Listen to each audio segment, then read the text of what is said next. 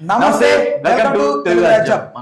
మనోడు గోపి. రైట్. అయితే సో మనం గత 3 రోజుల నుంచి ఈ పహల్గామ్ అటాక్ విపరీతంగా 2 తెలుగు రాష్ట్రాల్లో వైరల్ అవుతుంది. దేశవ్యాప్తంగా కూడా ఇంటర్నేషనల్ లెవెల్లో రష్యా, యుఎస్, యుక్రెయిన్ అన్ని ఇన్వాల్వ్ అవుతున్నాయి, యుఎన్ఓతో సహా. అయితే ప్రధానంగా పహల్గామ్ కి సంబంధించి టెర్రరిస్ట్ అటాక్ తర్వాత చాలా మందికి డౌట్స్ ఉన్నాయి, అసలు ఎలా జరిగింది. అందరూ తెలిసిన విషయమే. మారు వేషంలో జవాన్ డ్రెస్లు వేసుకొచ్చారు, మొత్తం అడిగి మరి చంపేశారు. కొంతమంది మొత్తం మేము హిందూ ముస్లిమ్స్ అన్నా సరే లేదు మీ ఫ్యాన్ డిపెయిన్ అని ఆ లింగాన్ని చెక్ చేసిన తర్వాత వాళ్ళు చంపేయడం జరిగింది. సో ఎనీవే అయితే జరిగింది. అవును. అయితే చంపిన తర్వాత చాలా మంది ఏంటంటే డౌట్ ఏంటి, ఎంతమంది వచ్చారు, ఉగ్రవాద క్లియర్ 9 వచ్చారు చంపారని, కానీ అసలు జనం ఎంతమంది వచ్చారు, అసలు ఎలా జరిగింది. ఒకటి నా చిన్న డౌట్, ఇన్ని 100 మంది ఉంటే కనీసం 26 మంది చంపడం ఏంది? 9 కాబట్టి. ఓకే, వాళ్ళు ఒక 400 మంది వచ్చి ఉంటే అసలు చెప్పడానికే నాకు నోరు రావట్లేదు, అంత దారుణం జరిగేది, మొత్తం ప్రపంచం గడగడలాడేది. కాకపోతే అక్కడ 9కే ఆస్కారం ఉంది కాబట్టి ఆ 9 వాళ్ళకి వీలైనంత మందిని అడుగుతూ క్వశ్చనింగ్ చేస్తూ, నేను క్వశ్చన్ చేశారు గోపి, క్వశ్చన్ చేసి నువ్వు ఆన్సర్ ఇచ్చి నువ్వు తప్పిపోయి అట్టుబడి ఇటుబడే లోపు 1 to 2 minutes పడుతుంది వాళ్ళని చంపే వరకు. ఇలా టైం టేకింగ్ తీసుకుంది కాబట్టి వాళ్ళు లేకుండా ఇంకా నయం, వాళ్ళు ఇంకా కొంచెం ఎక్స్ట్రీమ్ లెవెల్లో ఆలోచించి వాళ్ళే ఒక మానవ బాంబులా తయారయ్యి పెద్ద విధ్వంసం చేయకుండా ఎంతో ఒక రకంగా ఓకే మొత్తం ఏరియా మొత్తం స్మాష్ అయిపోయేది. కానీ వాళ్ళు చేసింది మాత్రం నిజంగా చెప్పాలంటే చాలా చాలా దారుణం. ఇంత దారుణం కాదు, అదొక దాని ఏమంటారు, దేశం ఉలిక్కిపడిపోయింది వాళ్ళు చేసింది. అయితే వీళ్ళలో చాలా మంది సెల్ఫీస్ తీసుకుంటారు, అక్కడే వీడియోస్ తీసుకుంటూ ఉంటారు పిల్లలతో ఆడుకుంటున్నప్పుడు. అంటే టూరిస్ట్ ప్లేస్, చాలా మంది టూరిజం వెళ్ళిన అందరు తీసుకుంటారు. అయితే ఇక్కడ ఈ సోకాల్డ్ వ్యక్తి అక్కడ ఉన్నటువంటి జిప్ లైన్ ఎక్కుతూ అక్కడ ఒక వీడియో తీసుకుంటుంటే ఆ వీడియోలో అన్ఎక్స్పెక్టెడ్ గా అక్కడ జరిగిన సిచ్యువేషన్ అంతా కూడా రికార్డ్ అయింది. రికార్డ్ అయిన తర్వాత జరిగి ఇన్సిడెంట్ ఇప్పటికి 4-5 days దాటుతున్నా ఇతను ఎందుకు ఇంకా బయట పెట్టలేదు అని చెప్పి చాలా డౌట్స్ వస్తున్నాయి అందరికి.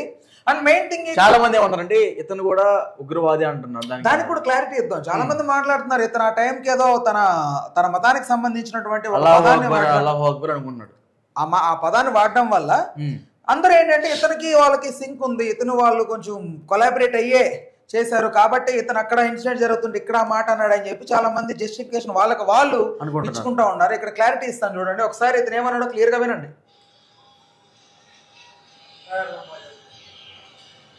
ఫస్ట్ చూడండి, అల్లాహు అక్బర్ అల్లాహు అక్బర్ అంటున్నాడు రైట్. ఇక్కడ అల్లాహు అక్బర్ అల్లాహు అక్బర్ అన్నాడు. అతన్ని నేనైతే క్లారిటీ ఇవ్వదలుచుకోలేదు, అతను ఉగ్రవాదో లేకపోతే అతను సహాయం చేశాడో వాళ్ళ మనిషో నాకు తెలియదు. కానీ నాకు అనిపించింది, నాకున్న క్లారిటీ ఎంతో కొంతవరకు మీకు అందించగలని అనుకుంటున్నాను. ఇతను జిప్ లైన్ ఆపరేటర్. వీళ్ళకి ఈ జిప్ లైన్ ఆపరేట్ చేయడం ద్వారా ఇక్కడికి వచ్చిన టూరిస్టుల నుంచి ఎంతో కొంత అమౌంట్ వీళ్ళకి వస్తుంది, 100 200 what ever it may be.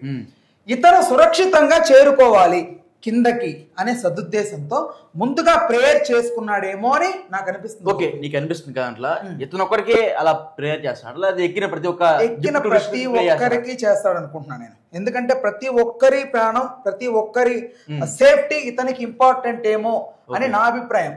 నేనేమో ఉదార హృదయంతో సత్స్వభావంతో నేనే మాట్లాడలే, ఇక్కడ లాజికల్ గా ఆలోచించి చెప్తున్నా. ఇతనే నాకు బంధువు కాదు, మా అన్న కాదు. పాయింట్ ఇక్కడ చాలా క్లియర్ గా వినండి. సో దట్స్ వై ఇతను అది కోరుకొని తర్వాత ఇంకొక పాయింట్ అన్నాడు, అతను వినండి ఒకసారి. ఇక్కడ చూడు ఏమన్నాడు, విను, మళ్ళీ ఇంకొకసారి విను, నువ్వు చెప్పు. ప్రే లంబాకరం. ఓకే, గట్టిగా ప్రే చేయమన్నాడు.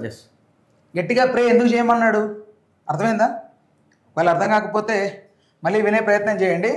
ప్రే లంబాకరం ఎందుకన్నాడంటే ఇతన్ని వదిలిన తర్వాత ఇతను సురక్షితంగా కిందకి వెళ్ళాలి కాబట్టి. ఎట్ ద సేమ్ టైం వినండి ఇంకొక మాట,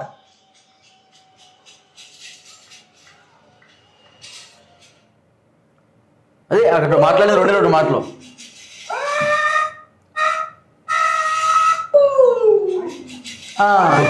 మనోడు కొంచెం ఇట్లా ఎగ్జైటింగ్ తో సరదాగా రైట్. సో దీనికి పోయి అందరూ అతనేదో ఉగ్రవాది అయి ఉంటాడని చెప్పి జస్టిఫికేషన్ ఇస్తున్నారు. మాకు తెలియదు, ఆ క్లారిటీ లేదు ఇప్పటికీ. కానీ ఉగ్రవాది అన్న విషయాన్ని మనం క్లారిటీగా చెప్పకూడదు, ఎందుకంటే ప్రజెంట్ జరుగుతున్న శాంతి భద్రతల నేపథ్యంలో మనం అనవసరంగా ఇన్వాల్వ్ అయిపోయి అతి తెలివి ప్రదర్శించి మనం ఏదో ఇంటెలిజెన్స్ కంటే ఎక్కువ తెలివైన వల్ల మనం ఫీల్ అయిపోయి యాక్చువల్లీ ఒకటి పోలీసులు కూడా చెప్తున్నారు దీని గురించి ఎక్కువ మీరు మాట్లాడకండి, మీరు మాట్లాడుతుంటే బయటకి సమాచారం వెళ్ళిపోతుందని పోలీసు వారు చెప్పారు. ఏ మీడియా ఛానల్ కావచ్చు లేకపోతే ఇతర మాధ్యమాలు అందరూ కూడా చెప్పారు.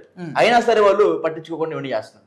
ఇంకొకటి నాకు డౌట్ ఏంటంటే నిజంగా ఇతనికి వాళ్ళకి సంబంధం ఉండిందంటే ఇతను ఆ రోజు రాకుండా ఉంటాడని నేను అనుకుంటున్నాను. ఇతను జిప్ ఆపరేటర్ అతని పక్కన ఉన్న వ్యక్తి అక్కడ ఈ జిప్ ఆపరేటింగ్ లో భాగంగా కిందకి వెళ్ళిన తర్వాత అక్కడ రిసీవ్ చేసుకుంటారు కొంతమంది వాళ్ళు, వీళ్ళెవ్వరూ రాకుండా ఉంటారు. లేదు ఒకవేళ ఇన్సిడెంట్ తర్వాత మనం దొరికిపోతామేమో, ఆ ఒక్కరోజు ఎందుకు నువ్వు రాలేదని చెప్పి క్వశ్చన్ చేస్తారేమో అని చెప్పి ఒకవేళ వచ్చి కూడా ఉండుండొచ్చు. మేబీ ఆర్ మైట్ బి, ఏదైనా జరిగి ఉండొచ్చు, సంబంధం ఉండి ఉండొచ్చు, ఉండకుండా లేకపోయి ఉండొచ్చు. నేను జస్ట్ న్యూట్రల్ గా మాట్లాడుతున్నాను. యాక్చువల్ ఒకటి నాకు తెలియదు ఏంటంటే మన దేశంలోకి వచ్చి మన మతం అడిగి చంపేస్తున్నారంటే మన దేశంలో వాళ్ళకి గుంటనక్కలు లేరంటారా? గుంటనక్కలు ఉన్నారు ఉండబట్టే. ఎందుకంటే సుమారు బయట నుంచి వస్తున్న ఇన్ఫర్మేషన్ ప్రకారం వాళ్ళు ఎక్కడో లాంగ్ నుంచి ఎవరో టెర్రరిస్ట్ ఎవరైతే చంపేసిన లాంగ్ నుంచి వాళ్ళు ట్రావెల్ చేసుకుంటూ బై వాక్ ట్రావెల్ చేసుకుంటే ఆర్మీ వాళ్ళు ఏం చేస్తున్నట్టు ఒకసారి కూడా ఆర్మీ ఏరియా వాళ్ళు వేసుకొచ్చింది ఏ డ్రెస్? ఆర్మీ డ్రెస్ వేసుకొచ్చిన తర్వాత ఎలా గుర్తుపడతారు? అది కదా ప్రాబ్లమ్.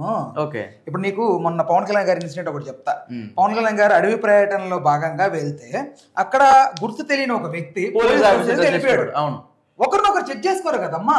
ఇప్పుడు నువ్వు ఉన్నావు, నేనున్నాను, ఒక మూవీ సంబంధించి ప్రెస్ మీట్ కి వెళ్తాము, ఐడి కార్డు అడుగుతా, నా ఐడి కార్డు అడుగుతావా? ఇలా కెమెరా పట్టుకున్నా మన వస్తుంటే మనతో డిజిటల్ మీడియాలో మనం అనుకుంటాం కదా, అలాగే జరిగింది అక్కడ కూడా. సో దట్స్ వై వాళ్ళు లోపలికి వచ్చి ఇంత పెద్ద మారణ హోమాన్ని సృష్టించి ఈ రోజు ప్రపంచం మొత్తం అంటే వీళ్ళ వల్ల ఎంత దారుణం జరిగింది.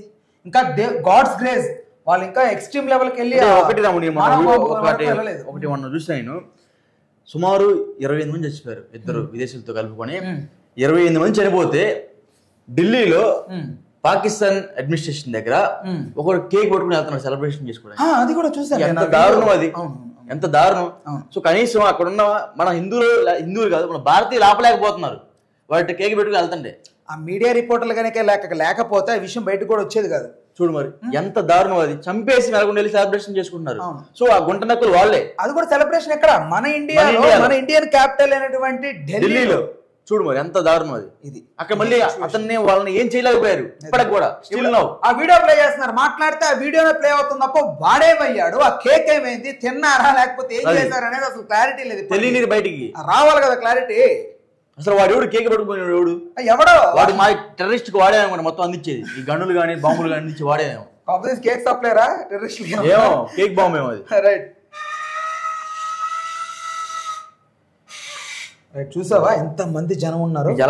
ప్రజలైతే మాత్రం చాలా మంది ప్రజలు ఉన్నారు. కానీ ఇట్లా మనం కొంచెం ముందుగానే క్రమంలో జనాలు పెట్రోల్ పడిపోతున్నారు ఇట్లా. అవును చూసావు?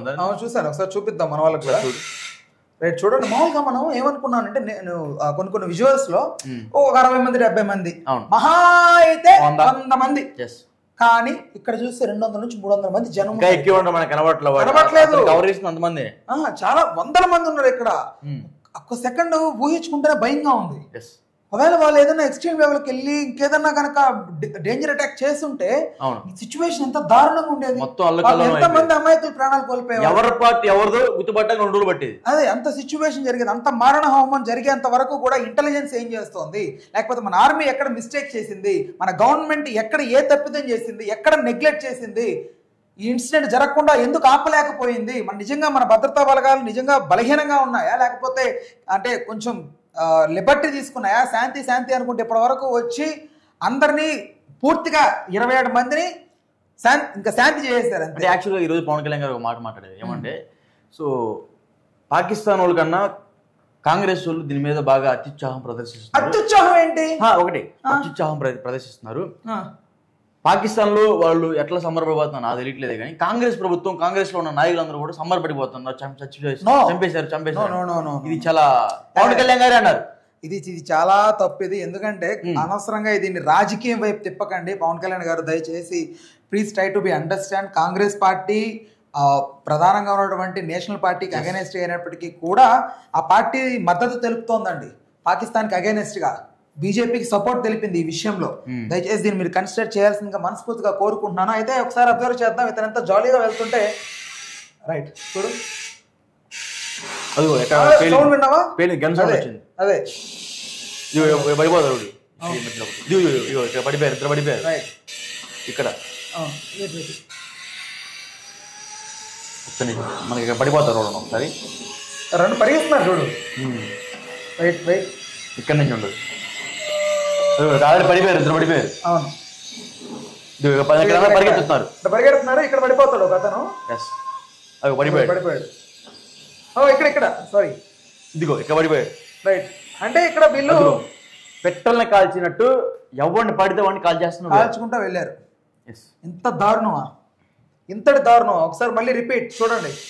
పెట్రోల్ ఎక్కడ గన్ సౌండ్ టప్పా టప్పా టప్పా అని వస్తూనే ఉంది. అంటే ఇక్కడ మెయిన్ గా ఏమైందంటే గోపి వాళ్ళని అడిగేంత ఛాన్స్ కూడా తీసుకోలేదు. కొంతమందిని వెళ్ళిపోతున్నారు, పారిపోతున్నారు టెన్షన్ లో, ఏదో ఒకటి మారణకాండ సృష్టించాలనే టెన్షన్ లో వాళ్ళని టక టక టక టక టక టక కాల్చుకుంటూ వెళ్ళిపోయారు. ఇక్కడ మెయిన్ గా వాళ్ళని అడిగే ఛాన్స్ వచ్చినప్పుడే నువ్వు ముస్లిమా హిందూ అని అడిగారేమో కానీ ఆ ఛాన్స్ లేని దగ్గర అంతా కాల్చుకుంటూ యాక్చువల్ నలుగురు వెళ్ళారు. వాళ్ళు అడిగింది కేవలం 8 మంది 9 మందిని అడుగుంటారు. ఎందుకంటే ఒక్కొక్కరు 2 కన్నా ఎక్కువ అడగలేరు. అదే అడిగే అడిగే క్రమంలో వాళ్ళు చంపేయంగా కూడా పారిపోతూనే ఉంటాడు. సో వాళ్ళు గట్టిగా అడిగితే ఒక్కొక్కటి 2 అడుగుంటాడు. అంతే ఏమవుతుంది ఏదండి. మిగతా వాళ్ళందరూ కూడా ర్యాండమ్ గా కాల్ చేసిన వాళ్ళు అందరూ కూడా. సో ఇది జరిగిన సిచ్యువేషన్ నిజంగా చూస్తుంటే అక్కడ ఎంత. ఇంకోటి వీళ్ళ పిల్లలు కూడా చనిపోయారు. ఇంకొక దుర్ఘటన ఏంటి అంటే వీళ్ళ వైఫ్ వీళ్ళ పిల్లలు ముందుగా వెళ్ళారు. ఆ రోప్ దిగి కిందకి వెళ్ళిన తర్వాత అక్కడే ఫస్ట్ వాళ్ళని చంపేయడం జరిగింది. మనం పబ్జీలో అట్లా రోప్ దిగగానే కాల్చి రెడీగా ఉంటారు, అట్లా జరిగింది. ఇక్కడ ఇతను వెళ్లే లోపు ఆనందంగా వెళ్తున్నాడు. అక్కడ వెళ్లే లోపు వాళ్ళ బిడ్డ శవం వాళ్ళ భార్య శవం అతను కంటపడింది. ఎవరికి రాకూడదు అసలు దృశ్యం కనపడకూడదు, తట్టుకోలేము. చాలా ఎంతో సంతోషంతో తిరుగుతున్నాడు బాబు. చూడు జంతువులు సైతం పరిగెడుతున్నాయి. అన్ని జంతువులు మనిషి పరిగెట్టి బుల్లెట్ తగిలి పడిపోయాడా లేకపోతే బుల్లెట్ అనేది బుల్లెట్టే.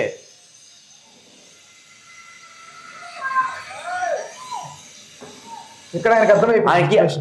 ఇక్కడ లాస్ట్ ఎడ్జ్కి వచ్చేసరికి అక్కడ వరకు నవ్విన వ్యక్తి అక్కడ లాస్ట్ కి వచ్చేసరికి ఏదో జరుగుతుందన్నది క్లారిటీ వచ్చేసింది. ఏదో జరుగుతుంది, సౌండ్ వస్తుంది, తిరిగి చూసేసరికి కన్ఫ్యూజన్. ఇప్పుడు దాకా అందరికి అసలు ఎలా జరిగింది, ఎంతమంది టెర్రరిస్టులు వచ్చారు, అసలు జనం అంతా ఎంతమంది ఉన్నారు అక్కడ, అసలు ఆ మారణకాండ ఎలా జరిగిందన్న విజువల్ బయటికి ఇప్పుడు వరకు రాకపోవడంతో ఒక్కొక్కరితో ఒక్కొక్క కైండ్ ఆఫ్ క్యాలిక్యులేషన్ చెప్పుకున్నాడు. ఎవడు ఇమాజినేషన్ కు వాడు వదిలేసుకున్నారు. కానీ ఇది చూస్తూ ఉంటే నిజంగా అసలు ఒక క్లారిటీ ఇంకా రావాలి.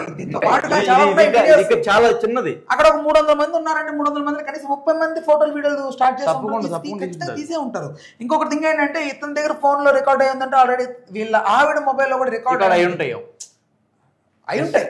ఇంకా పిల్లలు ఆటోమేటిక్ గా వాళ్ళ మొబైల్ తీసుకున్న వెంటనే ఫోటోలు తీసుకోవడం ఇవన్నీ చేస్తూ ఉంటారు. ఎక్కడైనా ఏ చిన్న క్లూ దొరికినా కూడా అనే రెడీగా ఉంది.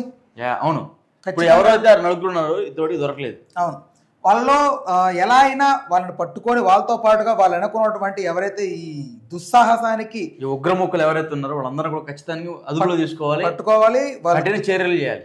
పైగా పాకిస్తాన్ కి ఇప్పుడు మూడుతోందన్నట్టుగా వినపడుతోంది. అంటే ఇండియా నుంచి జలాలు ఆపేశారు ప్రస్తుతానికి అయితే. సో పక్క దేశం సంబంధించిన చైనా కూడా మనకే సపోర్ట్ చేస్తుంది, సపోర్ట్ చేస్తుంది అన్నట్టుగానే ఉంది.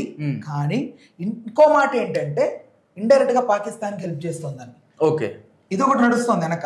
చైనా ఏంటంటే చాలా జిత్తులు మరి నక్కలాగా ప్రవర్తిస్తుంది, మనకు సపోర్ట్ చేస్తున్నట్లే ఉంటది. అయ్యో మీరు నిజంగా ఇంత జరిగిపోయిందా, నిజంగా చాలా బాధగా ఉంది అని మాట్లాడితేనే పాకిస్తాన్ కి నీకేం కావాలో చెప్పు, అది కావాలా అరేంజ్ చేస్తారు, ఇది కావాలా తీసుకెళ్ళొచ్చు, కొంతమంది మా వాళ్ళు కావాలా, అంతే. అదే ఇదే మీరు కలిపేస్తారా, మా వాళ్ళని కలిపేసుకోండి, ఏదో పంపిస్తున్నారు 2 లక్షల మంది సైన్యాన్ని ఆ పోటీకి పంపించేస్తారు.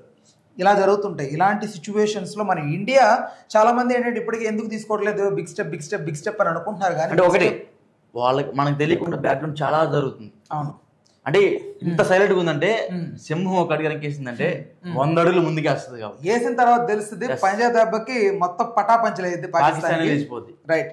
సో ఇది ఓవరాల్ గా ఈ వీడియోకి సంబంధించి. అండ్ మేము ఎవరికి అతీతులం కాదు, మేము ఎవరికి సపోర్ట్ చేయదలుచుకోలేదు. కానీ నాకున్న ప్రాక్టికల్ డౌట్స్ నేను అడగడం జరిగింది. అది నిజమై ఉండొచ్చు, అబద్ధమై ఉండొచ్చు, అతను టెర్రరిస్ట్ హెల్ప్ చేసి ఉండొచ్చు, చేసి ఉండకపోవచ్చు. నేను జస్ట్ యాజ్ నార్మల్గా ఆలోచించి చెప్తున్నా. మీకు ఆ రోప్ ఆపరేటర్ ఏమనిపిస్తున్నాడో ఖచ్చితంగా కామెంట్ రూపంలో రాయండి. Okay, right, thank you, right. Hello, Telugu రాజ్యం ఛానల్ చూస్తున్నారా? సామాజిక రాజకీయ జీవన చిత్రణే తెలుగు రాజ్యం. అతిశయోక్తులు అసత్యాలు ఉండవు. రాజకీయ కోణం కాదు, ప్రజా కోణమే కొలబద్ద. తెలుగు రాజ్యం వీక్షణ మీ ఉత్తమ అభిరుచికి నిదర్శనం.